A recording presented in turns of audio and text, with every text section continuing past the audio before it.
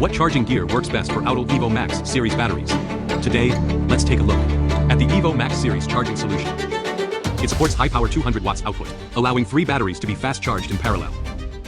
All 3 batteries can be fully charged in about 110 minutes. It supports 3 charging modes: 100% full charging mode, 100% silent mode, and 60% storage mode. In 60% storage mode, charging automatically stops once the battery reaches 60% level, which helps protect the battery during long-term storage. Silent mode allows for quiet nighttime charging. The built-in high-efficiency cooling fan actively dissipates heat, improving charging efficiency. The charging hub features a 5.5 cm LCD screen, displaying charging parameters, mode switching option, battery info at a glance.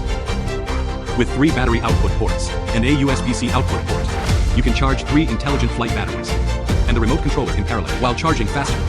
6-layer safety protection ensures safer charging. The 200 watts EVO Max Series multifunction battery charger provides drone users with a more convenient and efficient charging experience.